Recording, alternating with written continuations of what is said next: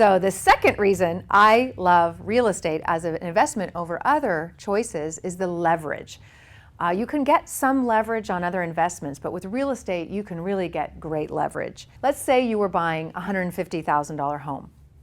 You would put around $30,000 down, even as an investment property. We all know that we can get our primary residence, we can get a loan on that, but even with investment property, you only have to put 20% down, even today, if you have great credit and a 2-year job history and reserves. So it's harder to do. I shouldn't say it's back to normal. It's just harder to do than 5 years ago when you didn't have to show any of that. You didn't even have to show an income. Well, now you do, and that makes sense. So if you buy a $150,000 home with $30,000, now that's the first form of leverage. You've just bought a $150,000 asset with only $30,000. But then on top of that, if it's a rental property, you rent it out and your tenant pays off the $120,000 loan. You don't. So that's your second form of leverage that is really unique to real estate. I don't know other investments where you can get that kind of leverage. You can certainly get that, but not to this extent. And then to have your tenant pay off the rest of the debt is phenomenal.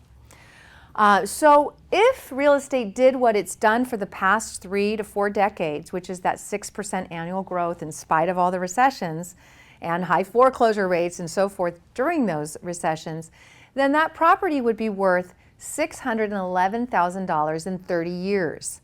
That sounds hard to believe that a property can go from $150,000 to $600,000 in 30 years, but given the inflation we're about to see, that very well could happen.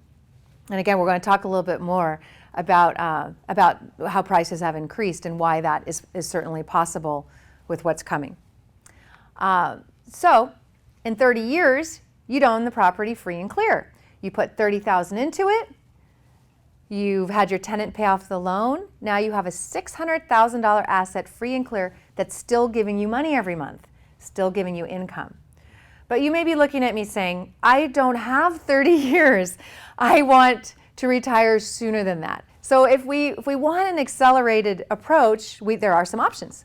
And that is, if you pay off, that line at the top is if you paid off your loan in 30 years. But if you wanted to do it, let's say in 22 years, cut a third of that off, you would just have to pay $1,000 a year more towards your mortgage. You've probably heard this before. If you just make one extra mortgage payment a year, you can accelerate your payoff dramatically. So if you paid $1,000 more towards your 30-year fixed mortgage every year, you can have that paid off in 22 years. So for a lot of us, that sounds better. But what if you still want to do it faster?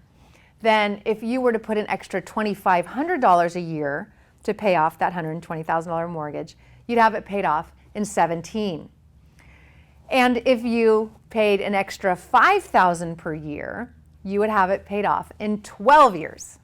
So I don't know about you, but I like the 12-year plan. So that's the one I want to focus on. I know you might be thinking, where am I going to come up with an extra $5,000 a year to pay off this mortgage? Well, if that $150,000 property gives you $300 to $400, we'd want it to be around $400 a month cash flow, that's where you get it. If the property's given you $400 a month cash flow, put it towards paying down the mortgage. This is the third way of using leverage. Pay down that mortgage with the rental income. Now you've got a house free and clear in 12 years that you put $30,000 of your own money in.